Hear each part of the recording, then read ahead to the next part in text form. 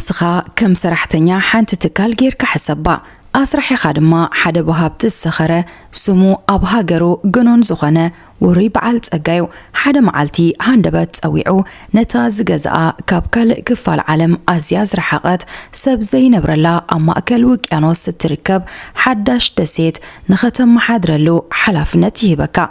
أستوعل اتا تغدا زلخا دسيت زنبرلا سب زي بلا باديا مكايتي ويدما تحقاقازون يبلكان نبينخا كيدكا نبينخا كتنبر انجرا خوينكا حراي بمبال نابز تمدب كايبوتات تخيد اب تحداس دسيت نبينخا كتنبر دحر مجماركا جن اتبعالت اقاس رحيخا كابز علم هاندبت بموتي فلا ابز جزيزي نتتمدب كايوز زلخا كاب علم ازير حقو زركب دسيت زذكر بزعبخا زحات تسب دمات سئن ابزي كلتا مرج علكا نتحداس دسيتن نتسفيحنا حرشا مريت تبعالت اقان وريسكا ابتي سب زي بلو وكيانوس نبين خادو منبركا ويس انتاي قدسنيلكا نابتسلتون علم متملسكا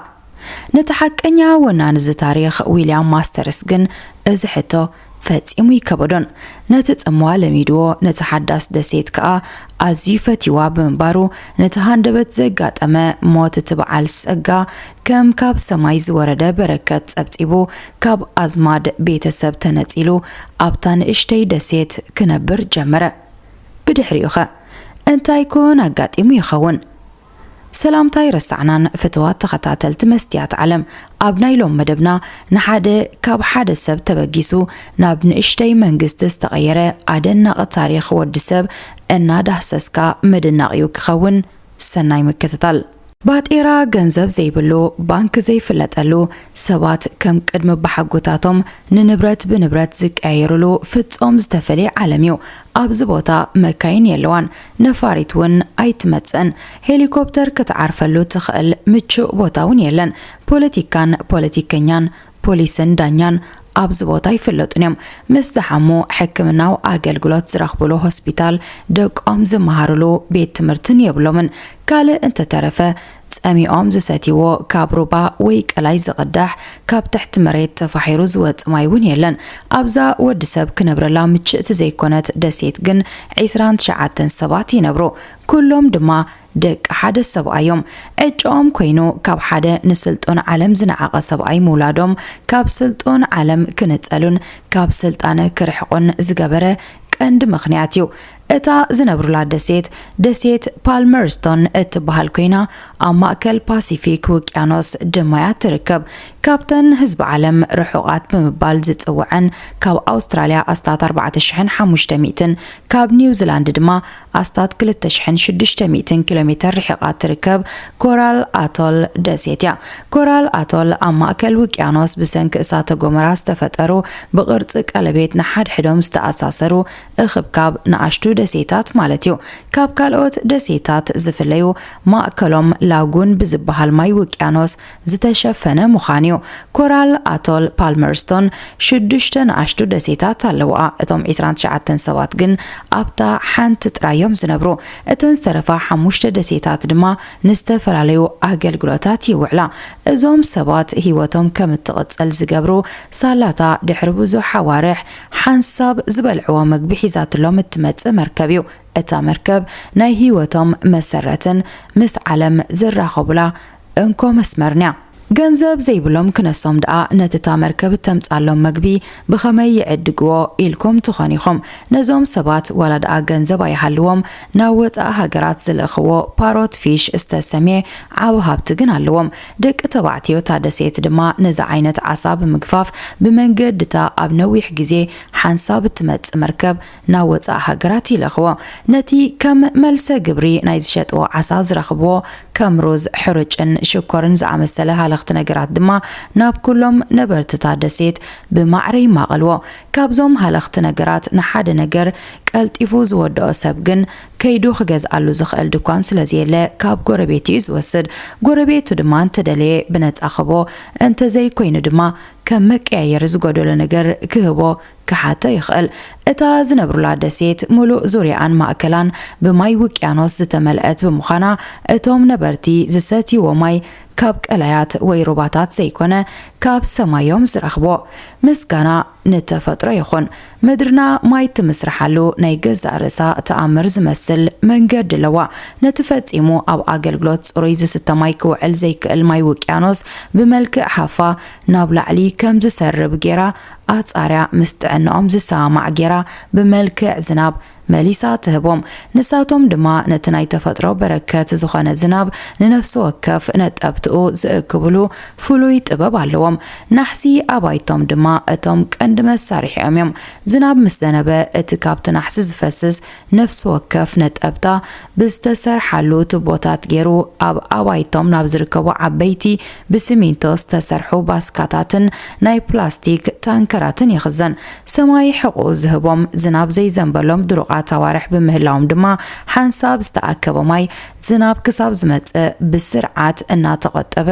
ኣብ ኣገልግሎት ማይን ካልእን ይውዕል ኣይግበር እምበር እቲ ሰትይዎ ማይ ተበኪሉ ሕማም ምስ ዘጋጥሞም ግን ዝሕከሙሉ ሆስፒታል የብሎምን ብርግጽ ኣብ እዋን ህይወት ምድሓን እትጠቕሞም ቅልል ዝበለ ሕክምናዊ ኣገልግሎት ዝረኽቡላ ንእሽተይ ክሊኒክን ሓንቲ ነርስን ኣላቶም እያ ዓበይቲ መጥባሕትታት ንምክያድ ናይ ወሊድ ከምኡውን ናይ ህጹጽ ሓደጋ ሕክምና ንምርካብ ግን እታ መርከብ ክሳብ እትመጽእ ተጸቢዮም ናብ ወፃኢ ሃገራት ክኸድዮም ዝግደዱ ካብቶም 29 ሰባት ነበርቲ ዛደሴት ገለ ዝተወሰኑ ህፃናት ኮይኖም ቋንቋ እንግሊዝን ካልእ መሰረታዊ ፍልጠትን ዝቐስሙላ ንእሽተይ ቤት ትምህርቲ ድማ ኣላቶም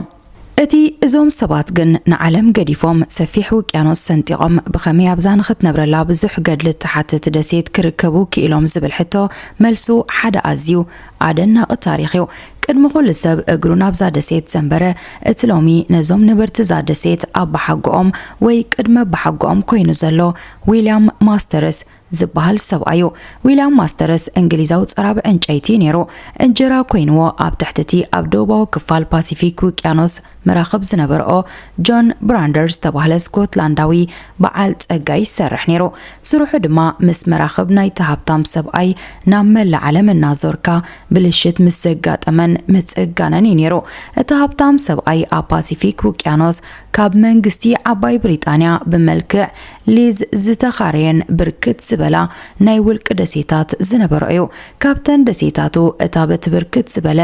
መጠን ዝነበሮ ናይ ኮኮናት ምህርታት ትፍለጥ ደሴት ፓልመርስቶን ሓንቲያ ብራንደር ድማ ነቲ ኣብታ ደሴት ዝነበረ ብተፈጥሮኣዊ መንገዲ ዝበቆለ ኮኮናት ብምእካብ ኣብ ግዚኡ ልዑል ዋጋ ዝነበሮ ዘይቲ ኮኮናት ብምፍራይ ኣብ ዕዳጋታት ዓለም ይሸጦ ነበረ ዊልያም ማስተርስ ንመጀመርታ ግዜ ናብዛ ደሴት ክመጽእ ዝኽኣለ ኣብታ ኮኮናት ዝጸዓነት መርከብ ከም ጸራቢ ዕንጨይቲ ብምዃኑ ኣብ 1863 ዓመተ ምህረት ካብ ጉዕዞኡ ምስ ተመልሰ ኸኣ እቲ ስኮትላንዳዊ በዓል ጸጋ ነቲ ሓድሽ ሓላፍነት ሃቦ ዊልያም ማስተርስ ነዚ ስራሕ እዚ ክምረጽ ዝኽኣለ ጸራቢ ዕንጨይቲ ብምንባር እዩ ጃልባ ምንቅስቓስ ምስ እትበላሾ ምጽጋና ኣግራብ ምቑራጽ ንገዛ ምስራሕ ሓዊስካ ዝኾነ ይኹን ብኢድ ዝስራሕ ስራሕ ክዓምም ዘኽእሎ ክእለትን ፍልጠትን ዝተዓደለ ሰብ ድማ ነይሩ ማስተርስ ነቲ ዝተዋህቦ ስራሕን ሓላፍነትን ተቐቢሉ ስድራ ቤቱ ሒዙ ናብታ ካብ ዓለም ርሒቓት ትርከብ ደሴት ዝኸደ ቅድሚ 160 ዓመታትዩ ምስኡ ድማ እታ ካብ ደሴታት ኩክ ዝተመርዓዋ ፖሊኔዥያዊት ሰበይቱ አኮቴኒ ከምኡውን ጆኤል ዝተባህለ ወዶምን ንወዶም ተአሌሎም ታውካ ዝተባህለት ዘመድ አኮቴኒን ናብታ ደሴት ተጓዓዙ ስም ነፍስ ወከፍ አባል ስድራ ክንጠቅስ ዝመረጽና አገደስቲ አባላት ናይቲ ታሪኽ ብምዃኖም እዩ ማስተርስ ኣብ 1863 ዓመተ ምህረት ናብታ ደሴት ክኸይድን ከሎ ሓንቲ ሰበይቲ ጥራያ ነይራቶ ጸኒሑ ግን ነታ ደሴት ነበርቲ ንምፍጣርን ዘርኡ ንምብዛሕን ተወሰኽቲ ኣንስቲ ከም ዘድልዮ ሓሰበ እዚ ግን ምስ ሰበይቱ ብምልዛብ ዝበጽሖ ውሳነ ነይሩ እታ ንወዶም ክትኣሌሎም ምስኦም ናብታ ደሴት ዝኸደት ዘመድ ሰበይቱ ኣብ ሃገራ ክልተ ኣዋልድ ደቂ ነበርኣ ጸኒሐን ካልአይትን ሳልሰይትን ኣንስቲ ማስተርስ ዝኾና እዘን ደቂ ዘመድ ሰበይቱ ኮይነን ኣስማተን ድማ ካንጋሂርን ማታብያንን ዝበሃላ ነይረን ማስተርስ ካብ ሰለስቲአን ኣንስቱ ቆልዑና ወለደ እተን ኣብ 6 ወርሒ ሓንሳብ ኮኮናት ንምጽዓን ዝመጻ መራኽብ ዘድልዮም ቀለብን ደሞዝን እናምጽሎም ብሰላም ን14 ዓመታት ነበሩ ኣብ 1877 ዓመተ ምህረት ግን ሓደ ሓድሽ ነገር ተፈጥረ ጎይታ ታደሴትን ወናነ ሕርሻን ሃብታም ስኮትላንዳዊ ነጋዳይ ጆን ብራንደር ካብዛ ዓለም ብሞት ተፈለ ናይ ነገር ሃብታም ኣዝዩ ብዙሕ ንብረት ኣጥሪ ብምንባሩ ነታ ካብ ዓለም ርሒቓ ትርከብ ደሴትን ነቲ ኣብታ ደሴት ክነብር ዝሰደድዎ ሰራሕተኛን ክዝክሮም ዝኽኣለ ሰብ ኣይነበረን ማስተርስ ድማ ኣብ ክንዲ ነታ ደሴት ገዲፉ ናብ ሃገሩ ዝምለስ ነቲ ናይ ሰራሕተኛ ተርኡ ናብ ወናኒ አሰጋገሮ እቲ ቀዳማይ ዝወሰዶ ስጉምቲ ነተን 6 ደሴታት ንሰለስቲአን አንስቱ ብማዕረ ምምቃለን ነይሩ ሰብ ምዃኑ እንታይ ከጋጥሞ ከም ዝኽእል ስለዘይፍለጥ ንሱ ብዝዓለም ኣብ ዘይህልወሉ እዋን እቶም ካብ ሰለስተ አንስቲ ዝተወልዱ ደቁ ብመሬትን ንብረትን ንሓድ ሕዶም ክጋጨውን ክትፋነኑን አይደለን ኣብታ መሓዳሪ ፖሊስ ይኹን ዳኛ ዘይብላ ደሴት ምናልባት ግጭት ምስ ዝኽሰት ብቐሊሉ ምእንቲ ክፍትሑ ካብ ሰለስቲአን አንስቱ ዝተወልዱ ደቁ ወከልቲ ዝኾንዎ ባይቶ ደሴት ዝተሰምየ ቤት ምኽሪ ኣቆመ ክሳብ ሎሚ ድማ ኣብ መንጎቶም ካብ ሓደ ሰብኣይ ዝውለዱ ዜጋታት ዝኾነ ዓይነት ናይ መሬት ይኹን ንብረት ናይ ይግባኣኒዩ ሓደ ግዜ ድማ ዕለታዊ ዘይምስማዕ ምስ ዝፍጠር እቶም ካብ ዘርኢ ሰለስቲአን አንስቱ ዝውለዱ ዓበይቲ ደቁ ብመሰረት ኣብ ሓጎም ኣትሒዝዎም ዝኸደ መስመር ንዘጋጥሞም ጸገማት ብልዝብን ቢቕረ ምብሃልን ይፈትሕዎ እቲ ባይቶ ውሽጣዊ ሰላምታ ደሴት ካብ ምሕላው ሓሊፉ ነቲ ካብ ወፃኢ ዓለም ብመርከብ ተጻዒኑ ዝመጾም መግቢ ብፍትሓዊ መንገዲ ንሰለስቲአን ኣባላት ስድራ ቤት እታ ደሴት ብማዕረ የከፋፍል ካልእ ዊልያም ማስተርስ ዝገበሮ ደቁ ክሳብ ሎሚ ዝምርሕሉ ነገር እንተሎ ጥብቂ ዝበሃሉ ሕጋጋት ምጽዳቕ እዩ ወላኳ ካብ ትውልድ ሃገሩ እንግሊዝ ኣስታት 17500 ኪሎሜትር ርሒቑን ተነበረ ማስተርስ ግን መንነቱ ይረስዐን ንሱ ብዘይህልወሉ ግዜ እንተኾነ ኣብታ ደሴት ቋንቋ እንግሊሽ ጥራይ ክዝረብ ባንዲራ ብሪጣንያ ወትሩ ኣብ ዘንግ ተሰቂላ ከተንበልብል ድማ ኣዘዘ በዚ ምኽንያት ነበርቲ ደሴት ፓልመርስቶን ክሳብ ሎሚ ተዛረብቲ ቋንቋ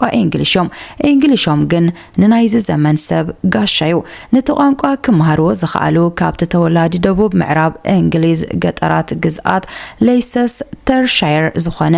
ኣቦኦም እዩ ምሉእ ዕድሚኦም ድማ ብዘይካ ተኣቦኦም ዝዛረቦ ዝነበረ ዓይነት እንግሊሽ ካለ ዓይነት እንግሊሽ ዝዛረብ ሰብ በኣካል ረኺቦም ስለዘይፈልጡ እቲ ንዘመናት እናተመሓየሸ ዝመፀ ቋንቋ እንግሊሽ ኣብኦም ኣይበጽሐን ይኹን እምበር ደቂ ማስተርስ ካብ ናይ ኣቦኦም ፍልይ ዝበለ ዓይነት እንግሊሽዮም ዝዛረቡ ወላዳ ኣቦኦም እንግሊዛዊ ይኹን እምበር ኣዴታቶም ተወለቲ ደሴት ፖሊኔዥያ ኮይነን ቋንቋ ማወሪ ድማየን ዝዛረባ እቶም ቆልዑ ድማ ነቲ ካብ ኣዴታቶም ዝሰምዕዎ ዝነበሩ ቋንቋ ማወሪ ምስ ቋንቋ እንግሊሽ እና ሓናፈጹ ናይ ፓልመርስቶን እንግሊሽ ተባሂሉ ዝፍለጥ ሓድሽ መረዳዲ ቋንቋ ክፈጥሩ ኸኣሉ ማስተርስ ናተይሉ ኣብታ ደሴት ክነብር ድሕሪ ምጅማሩ ድሕሪ 14 ዓመታት ማለት ኣብ 1891 ዓመተ ምህረት መንግስቲ ብሪጣንያ ነቲ ጆን ብራንደር ሂብናዮ ዝነበርና ናይ ሊዝ ክራይ اتا دسيت بمبقعو نتا دسيت نابواننت منغستي تمليسالا كبل اوجه انت خنقن نتوم نبرت تا دسيت ايوطامن بنصارو نويليام ماسترس وكيل منغست بريطانيان حقاوي اما حداري اتا دسيتن غيرو مززو اتبصعرون هركوتنتون زفلت ويليام ماسترس ابتا دسيت 23 ولدات فريو 84 دق قريو اب 1899 عام تمرت ناب دسيت بالمرستون كابز مت اب مبل 36 عامتو ود 78 عامت شماغله بمخان كابز عالم بموت تفلع دحري ويليام ماسترس كابز عالم بموت مفلايو قصر نبرت تادسيت بالعل متن بموسخو بايتو تادسيت حدث تحقتات كوت نبرو نبرت زا كاب عالم تفليات تركب دسيت كم كله هزب عالم كفكرو كمرعون كولدن كداليو نبوريو انت خنقن كله متوم بتادسيت سنبرو سوات دك حد عبويم نحادار زخونو متسامتي اب كربوام كرخبو دما أتأجاميو اتناي حدارن متسامتن دليتات كترف سلازيكل نحاد حدوم كيواسو دما نوري سلازخونم بايتو تادسيت تأكيبو حدث تحقتات كتصدق وسنة ني حدار متسامتي وي متسامدي زداليو من اسيات انت خيلهم نابكال اوت دسيتات بمخاد متسامد خمسو انت كانيعوام دما كاوت عالم زمت اسب كرخبو اللوام نابزا كاب عالم ازيات نتيلات تركب دسيت متسامدي زخونه كاسب كمتصمصبايغن اب سماي زلو دبنا بمخانو اتوم من اسيات متسامتن مركب ابتا اب 6 ورحي حنساب تمص مركب تسافيرهم نابكال اوت هاجرات كخديوم تجديدهم كابو قاتيلو دما نبرت تادسيت كالق صقم قطمم ابوم دحرمماتو منغست بريطانيا نتادسيت ناب كالق كوبانيا كشطا سلازدلي نسدرابيت ماسترس كابتادسيت نموصا منقسقاسات جمره دق ويليام ماسترس جن نيابونا حدرا احليفنا اين هبنينا بمبال تماغوتو تعاوتو دما منغست بريطانيا واننت دسيت بالمرستون بحقاو منغدي ملو بملو ندق ويليام ماسترس احليف هابه از سممع كساب لومي تخبيرو زخيد زليو اتادسيت ملو بملو واننت سدرابيت ويليام ماسترسيا زخونه يخون ناب تادسيت كبصح زدل السب دما اقديمو ناب ابالات سدرابيتو حتى قريبو تقبالنت مستيركب مريت تادسيت كرغص ايكلنيو از مسل واننت جن كالي اگداد حقون علو ازوم ابالات سدرابيت انتي عينت قطباو صقمات اغاطيموم بزي قدس كاب مريتم حانت سدركوا ناي مشات مسل يبلومن بالمرستون ولد واننتا ناي سدرابيت ماستر تخن اكال دسيتات كوك جنيا دسيتات كوك مجزاتا وحيل بريطانيا اب دسيتات باسيفيك وقيانوس مسبقعه كاب تسرعات نصاز وصا 15 دسيتات زمسرتا هاجريا دسيتات كوك هاجريا هاجر كبلا زيكل رقحيتات دمالوا نفساخ الى مسكالوت هاجرات زمدناتات ناي مفطار حقاو مسل كوان تهلوا اتوم بزحام كاب 20 شح زي حلفو زيغاتاتا جن كم زيغاتات نيوزيلاند يوم زتصبصبو سالاتي مس نيوزيلاند زلوا فلوي سممع دما ناي مريت ناي بحرن سماين دوباتا بحايلتات مكلخال نيوزيلاند يزحلو بز مخنيات اتوم اكال دسيتات كوك زخونو 29 نبرت دسيت بالمرستون ناي نيوزيلاند زيغنت سلازلوم ابزدليو غزي ناب نيوزيلاند ويدما ناب أستراليا ناي مبصح ناي منبارن مسرحن ملو مسل علوم بزح نبرت دسيت بالمرستون 29 تراي كخون استجددلو مستيرون ازيو تقلالا بزحي دق ويليام ماسترس لومي استات شحن 500 بتيحلو كابتوم ابتا دسيت زنبرو 29 سبات وصاي اتوم استرفو اب نيوزيلاند أستراليا اب رئيس كتما دسيتات كوك رارو تاونغا كم اون كالق كفالات عالمن فاحيلوم ينبرو مبزحتهم ناي سراح ادل ناي حدار متصامتن مركابن زمناو اقواب نبابران منبارن دليوم قاليوم دما تمرتن خمهارو مسوطو بقو بيلوم نابتا دسيت كي تملسو يترفو اتخحزو زفقدلهم باسبورت هاجر نيوزيلاند دما نابزدليو هاجر عالمنا خيدوم نخنبرو يحجزوم نتوم رست أبوهم من أبحقهم من ويليام ماسترس حاليوم أبتا دسيت نزنبرو سبات مدهانيتات حكمنان نتان اشتي بيت تمرتز خون مسالت اعتاتن كاب هاجرات نيوزيلاندن أستراليا نيوزيلا أخلهم كاب زغربا جزي جميروغن أبزاني أستات 160 عمتات تاريخ زلوا دسيت بالمرستون متأناوي لوتتات كرأيو جميرو مالو أب كل تشحن عسران كلتن عام تمرت تكال فودافون أبتا دسيت مسمر موبايل تبتصحى خجبر بمخالو نتوم قدم حجي مسوت علم الأختن ملوات أوارح تتصبيهم بمركب بوستات رايل أخون زنبرو زيقاتات أفويتا فتير لاميو أب كل تشحن عسران 4 عام تمرت دما أتي بزهاب تمسب علمنا إيلون ماسك زونن تكال ستارلينك أبتن دسيتات أجلجلوتات إنترنت كقرب بمجمارو بالمرستون تقعداسيت نايت بركات كتكون كإليا نبرت زادسيت أجلجلوت إلكتريسيتي زي بلوم وكان تخنه بصحي برهان زسرحة سولار بانلات بمتقام موبايلاتهم تشارج نعملو كم كل حزب عالم موبايلن انترنتن يتقمو موبايلن انترنتن كن برقز نتي كاب عالم تفاليوم لزلو رحكات ايقربانيو بفلاي دما مقبن مركب نتا اب 6 ورحي حنساب التمت نايت عنات مركب كتصبيوم زقددو كبيد حمام مستحامون اقلقلوت حكمنا كرخبو يكولون يخنبر ولاون نابزدلي وكف العالم كيدوم ناي منبار عدل انتهالوهم رستي أب حقهم حاليوم كاب عالم تنت إلهم يوم جن كنبرو وسينوم كبرات تخطاتل مستيات عالم نلومي زدالنايو أبرحوق عالم أب تركب دسيت بالمرستون نزنبرو هزب زدسس تحستو ازي استخطاتل كموينيرو أبقات علي بستفلي مدب كساب نمتاكم سلام كنا